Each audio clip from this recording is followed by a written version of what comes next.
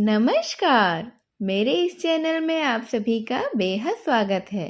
आज मैं आप सबके लिए लेकर आई हूँ 12 ज्योतिर्लिंग की पौराणिक कथाएं। भगवान शिव के 12 ज्योतिर्लिंग देश के अलग अलग भागों में स्थित हैं। उन्हें ही 12 ज्योतिर्लिंग के नाम से जाना जाता है। इन ज्योतिर्लिंग के दर्शन, पूजन, आराधना से भक्तों के जन्म जन्मांतर के सारे पाप समाप्त हो जाते हैं, ऐसी मान्यता है। वे भगवान शिव की कृपा के पात्र भी बनते हैं। ऐसे ही कल्याणकारी ज्योतिर्लिंगों की कथा मैं आप सबके लिए लेकर आई हूँ। तो चलिए शुरुआत करते हैं श्री सोमनाथ से। गुजरात प्रांत के काठियावाड़ क्षेत्र में समुद्र के किनारे सोमनाथ नामक विश्व प्रसिद्ध मंदिर में यह ज्योतिर्लिंग स्थापित है। पहले यह क्षेत्र प्रभास क्षेत्र के नाम से जाना जाता था। यहीं भगवान श्री कृष्ण ने जरा नामक व्याध के बाण को निमित्त बनाकर अपनी लीला का संवरण किया था। यहाँ के ज्योतिर्लिंग की कथा का पुराणों में इस प्रकार से वर्णन है। दक्ष प्रजापति की 27 कन्याएं थीं। उन सभी का विवाह चंद्रदेव के साथ हुआ था, किंतु चंद्रमा का समस्त अनुराग और प्रेम उनमें से केवल रोहिणी के प्रति ही था। उनके इस कृत्य से दक्ष प्रजापति की अन्य कन्याएं बहुत अप्रसन्न रहती थीं। उन्होंने अपनी यह व्यथा कथा अपने पिता को सुनाई। दक्ष प्रजापति ने इसके लिए चंद्रदेव को अनेक प्रकार से समझाया, किंतु रोहिणी के वशीभूत होने के कारण उनके हृदय पर इसका कोई भी प्रभाव नहीं पड़ता था। अंततः दक्ष ने क्रुद्ध होकर उन्हें क्षयग्रस्त हो जाने का श्राप दे दिया। इस श्राप के कारण चंद्रदेव तत्काल ही क्षयग्रस्त हो गए। उनके क्षयग्रस्त होते ही पृथ्वी पर सुधा, शीतलता, वर्षण का उनका सारा कार्य रुक गया। चारों ओर त्राही त्राही मच गई। चंद्रमा भी बहुत दुखी और चिंतित थे। उनकी प्रार्थना सुनकर इंद्रादि देवता और वशिष्ठ आदि ऋषिगण उनके उद्धार के लिए पितामह ब्रह्मा जी के पास गए। सारी बातों को सुनकर ब्रह्मा जी ने कहा, चंद्रमा अपने शाप विमोचन के लिए अन्य देवों के साथ पवित्र प्रभास क्षेत्र में जाकर मृत्युंजय भगवान शिव की आराधना करें। उनकी कृपा से अवश्य ही इनका श्राप नष्ट हो जाएगा और ये रोग मुक्त हो जाएंगे। उन्हीं के कथनानुसार चंद्रदेव ने मृत्युंजय भगवान की आराधना का सारा कार्य पूरा किया। उन्होंने घोर तपस्या करते हुए 10 करोड़ बार मृत्युंजय मंत्र का जप किया। इससे प्रसन्न होकर मृत्युंजय भगवान शिव ने उन्हें अमरत्व का वर प्रदान कर दिया। उन्होंने कहा, चंद्रदेव तुम शोक न करो, मेरे वर से तुम्हारा श्राप मोचन तो होगा ही, साथ ही साथ प्रजापति दक्ष के वचनों की रक्षा भी हो जाएगी। कृष्ण पक्ष में प्रतिदिन तुम्हारी एक एक कला क्षीण होगी, किंतु पुनः शुक्ल पक्ष में उसी क्रम से तुम्हारी एक एक कला बढ़ जाया करेगी। इस प्रकार प्रत्येक पूर्णिमा को तुम्हें पूर्ण चंद्रत्व प्राप्त होता रहेगा। चंद्रमा को मिलने वाले इस वरदान से सारे लोकों के प्राणी प्रसन्न हो उठे थे। सुधाकर चंद्रदेव पुनः 10 दिशाओं में सुधा वर्षण का कार्य पूर्ववत करने लगे थे। श्राप मुक्त होकर चंद्रदेव ने अन्य देवताओं के साथ मिलकर मृत्युंजय भगवान से प्रार्थना की कि आप माता पार्वती जी के साथ सदा के लिए प्राणों के उद्धारार्थ यहाँ निवास करें। भगवान शिव उनकी इस प्रार्थना को स्वीकार करके ज्योतिर्लिंग के रूप में माता पार्वती जी के साथ तभी से वहाँ रहने लगे। पावन प्रभास क्षेत्र में स्थित इस सोमनाथ ज्योतिर्लिंग की महिमा महाभारत, श्रीमद् भागवत तथा स्कंद पुराण आदि में विस्तार से बताई गई है। चंद्रमा का एक नाम सोम भी है। उन्होंने भगवान शिव को ही अपना नाथ स्वामी मानकर यह तपस्या की थी। अतः इस ज्योतिर्लिंग को सोमनाथ कहा जाता है। इसके दर्शन, पूजन, आराधना से भक्तों के जन्म जन्मांतर के सारे पाप और दुष्कृत्य विनष्ट हो जाते हैं। वे भगवान शिव और माता पार्वती की अक्षय कृपा का पात्र बन जाते हैं। मोक्ष का मार्ग उनके लिए सहज और सुलभ हो जाता है। उनके लौकिक परलौकिक सारे कृत्य स्वयं ही सफल हो जाते हैं। आइए अब हम सुनते हैं श्री मल्लिकार्जुन की कथा, जो दूसरे नंबर पर ज्योतिर्लिंग कहा जाता है। आंध्र प्रदेश में कृष्णा नदी के तट पर दक्षिण का कैलाश कहे जाने वाले श्री शैल पर्वत पर श्री मल्लिकार्जुन ज्योतिर्लिंग स्थित है। महाभारत, शिव पुराण तथा पद्म पुराण आदि धर्म ग्रंथों में इसकी महिमा और महत्ता का विस्तार से वर्णन किया गया है। पुराणों में इस ज्योतिर्लिंग की कथा इस प्रकार से वर्णन है। एक समय की बात है, भगवान शंकर जी के दोनों पुत्र श्री गणेश और श्री कार्तिकेय स्वामी विवाह के लिए परस्पर झगड़ने लगे थे। प्रत्येक का आग्रह था कि पहले मेरा विवाह किया जाए। उन्हें ही लड़ते झगड़ते देखकर भगवान शंकर और माँ भवानी ने कहा, तुम लोगों में से जो पहले पूरी पृथ्वी का चक्कर लगाकर यह वापस लौट कर आएगा, उसी का तो पहले विवाह कर दिया जाएगा। माता पिता की यह बात सुनकर श्री कार्तिकेय स्वामी तो अपने वाहन मयूर पर विराजित हो तुरंत पृथ्वी प्रदक्षिणा के लिए निकल पड़े। लेकिन गणेश जी के लिए तो यह कार्य बड़ा ही कठिन था। एक तो उनकी काया स्थूल थी, दूसरा उनका वाहक भी मूषक चूहा था।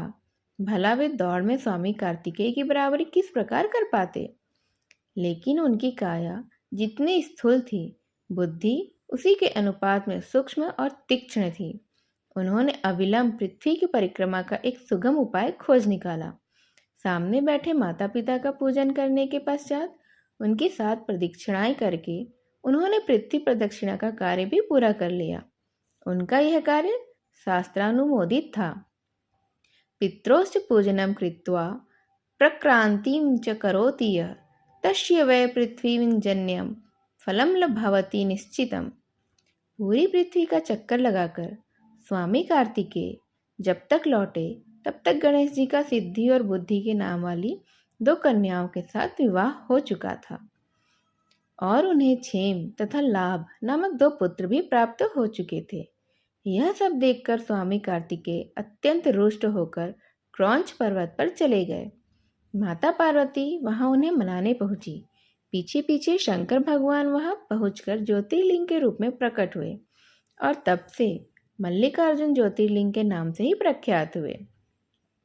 इनकी अर्चना सर्वप्रथम मल्लिका पुष्पों से की गई थी। मल्लिकार्जुन नाम पड़ने का भी यही कारण है। एक दूसरी कथा यह भी कही जाती है कि इस शैल पर्वत के निकट किसी समय राजा चंद्रगुप्त की राजधानी थी।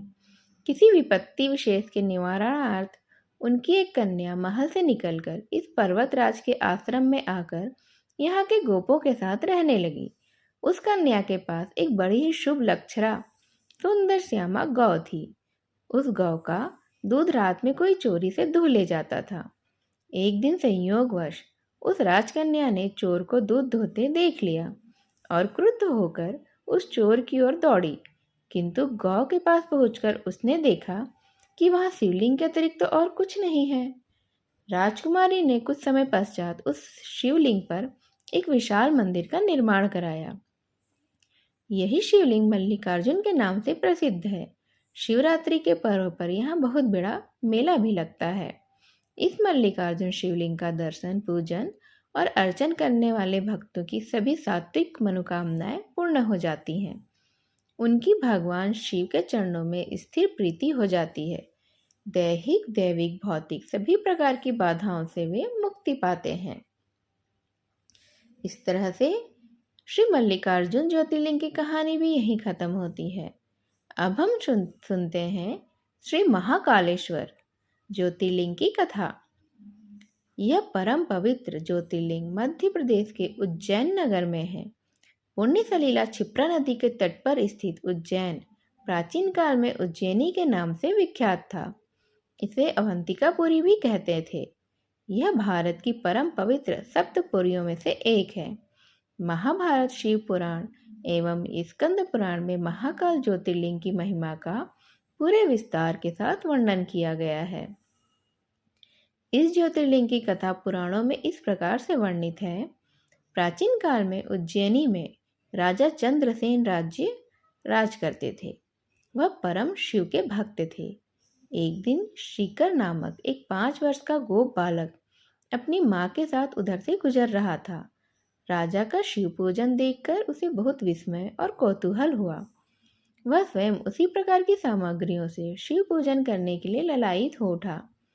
सामग्री का साधन न जुट पाने पर लौटते समय उसने रास्ते से एक पत्थर का टुकड़ा उठा लिया। घर आकर उसी पत्थर को शिव रूप में स्थापित कर पुष्प चंदन आदि से परम श्रद्धा पूर्वक उसकी पूजा करने लगा।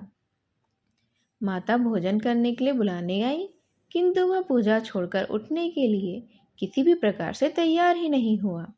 अंत में माता ने झल्लाकर पत्थर का वह टुकड़ा उठाकर दूर फेंक दिया। इससे बहुत ही दुखी होकर वह बालक जोर जोर से भगवान शिव को पुकारते हुए रोने लगा और रोते रोते अंत में बेहोश होकर वहीं गिर पड़ा। बालक की अपनी प्रति यह भक्ति और प्रेम देखकर भोलेनाथ भगवान शिव अत्यंत ही प्रसन्न हुए।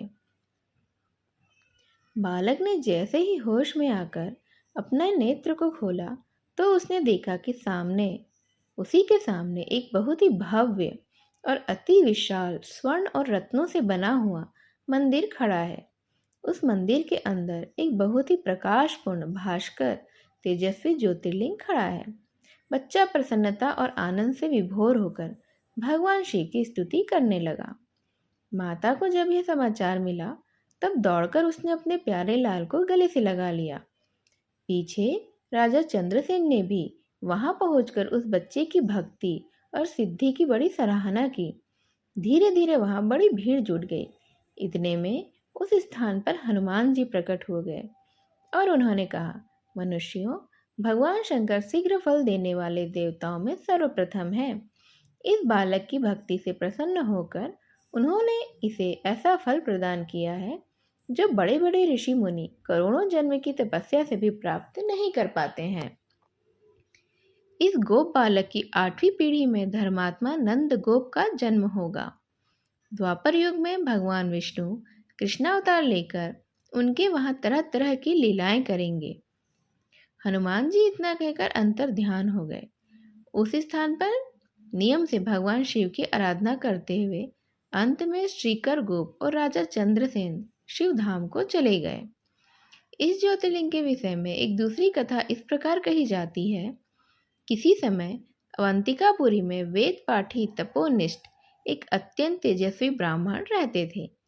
एक दिन दूषण नामक एक अत्याचारी असुर उनकी तपस्या में विघ्न डालने के लिए वह आया। ब्रह्मा जी से वर प्राप्त कर वह बहुत ही शक्तिशाली हो गया था। उसके अत्याचारों से चारों ओर त्राही त्राही मची हुई थी। ब्राह्मण को कष्ट में पड़ा देखकर प्राणी मात्र का कल्याण करने वाले भगवान शंकर वहां प्रकट हो गए। उन्होंने एक हुंकार मात्र से उस दारुण अत्याचारी दानव को वहीं जलाकर भस्म कर दिया। भगवान वहां हुंकार सहित प्रकट हुए, इसीलिए उनका नाम महाकाल पड़ गया।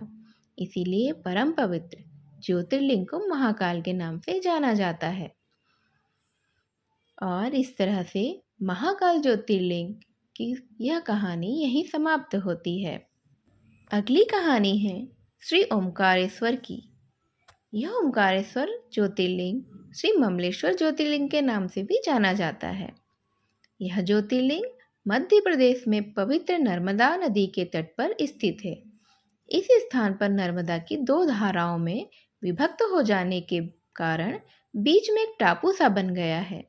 इस टापू को मंधाता पर्वत या शिवपुरी कहते हैं। नदी की एक धारा इस पर्वत के उत्तर में और दूसरी दक्षिण की ओर बहती है। दक्षिण वाली धारा की मुख्य धारा ही मानी जाती है। इसी मंधाता पर्वत पर श्री ओमकारेश्वर ज्योतिर्लिंग का मंदिर स्थित है। पूर्व काल में महाराज मंधाता ने इसी पर्वत पर अपनी तपस्या से भगवान शिव को प्रसन्न किया था। इसी से इस पर्वत को मंधाता पर्वत कहा जाता है। इस ज्योतिर्लिंग मंदिर के भीतर 2 कोठरियों से होकर जाना पड़ता है। भीतर अंधेरा रहने के कारण यहाँ निरंतर प्रकाश जलता रहता है। ओमकारेश्वर लिंग मनुष्य निर्मित नहीं है, स्वयं प्रकृति ने इसका निर्माण किया है। इसके चारों ओर हमेशा जल भरा रहता है। संपूर्ण मंधाता पर्वत ही भगवान शिव का रूप माना जाता है। इसी कारण इसे शिवपुरी भी कहते हैं। लोग भक्तिपूर्वक इसकी परिक्रमा भी करते हैं। कार्तिकी पूर्णिमा के दिन यहाँ बहुत भारी मेला लगता है। यह लोग भगवान शिव जी को चने की दाल चढ़ाते हैं। रात्रि की शिव आरती का कार्यक्रम बड़ी भव्यता के साथ होता है। तीर्थयात्रियों को इसके दर्शन अवश्य ही करने चाहिए। इस ओमकारेश्वर ज्योतिर्लिंग के दो स्वरूप हैं। एक को ममलेश्वर के नाम से जाना जाता है। यह नर्मदा के दक्षिण तट पर ओमकारेश्वर से थोड़ी दूरी पर हटकर है। पृथक होते हुए भी दोनों की गणना एक ही में की जाती है। लिंग के दो स्वरूप होने की कथा पुराणों में इस प्रकार से दी गई है। एक बार विंध्य पर्वत ने पार्थिव अर्चना के साथ भगवान शिव की 6 मास तक कठिन उपासना की। उनकी इस उपासना से प्रसन्न होकर भूत भावन शंकर जी वहां प्रकट हुए। उन्होंने विंध्य को उनके मनोवांछित वर प्रदान किए। विंध्याचल की इस वर प्राप्ति के अवसर पर वहां बहुत से ऋषिगण और मुनि भी पधारे हुए थे। उनकी प्रार्थना पर शिव जी ने अपने ओमकारेश्वर नामक लिंग के 2 भाग कर दिए। एक का नाम ओमकारेश्वर रखा और दूसरे का अमलेश्वर पड़ा। दोनों लिंगों का स्थान और मंदिर पृथक होते हुए भी दोनों की सत्ता और स्वरूप को एक ही माना जाता है। शिव पुराण में इस ज्योतिर्लिंग की महिमा का विस्तार से वर्णन किया गया है। श्री ओमकारेश्वर और श्री ममलेश्वर के दर्शन का पुण्य बताते हुए नर्मदा स्नान के पावन फल का भी वर्णन किया गया है। प्रत्येक मनुष्य को इस क्षेत्र की यात्रा अवश्य ही करनी चाहिए। लौकिक परलौकिक दोनों प्रकार के उत्तम फलों की प्राप्ति भगवान ओमकारेश्वर की कृपा से सहज ही हो जाती है। अर्थ धर्म काम मोक्ष के सभी साधन उसके लिए सहज ही सुलभ हो जाते हैं। अंततः उसे लोकेश्वर महादेव भगवान शिव के परम धाम की प्राप्ति भी हो जाती है। भगवान शिव तो भक्तों पर अकारण ही कृपा करने वाले हैं। फिर जो लोग यहाँ आकर उनके दर्शन करते हैं, उनके सौभाग्य के विषय में कहना ही क्या है। उनके लिए तो सभी प्रकार के उत्तम पुण्य मार्ग सदा सदा के लिए खुल जाते हैं। इस तरह से आज ये 4 ज्योतिर्लिंग की कहानी मैं यहीं ख़त्म करती हूँ। आगे के ज्योतिर्लिंग की कहानियों के साथ मैं फिर से आपसे मिलूँगी। तब तक के लिए धन्यवाद। नमस्कार।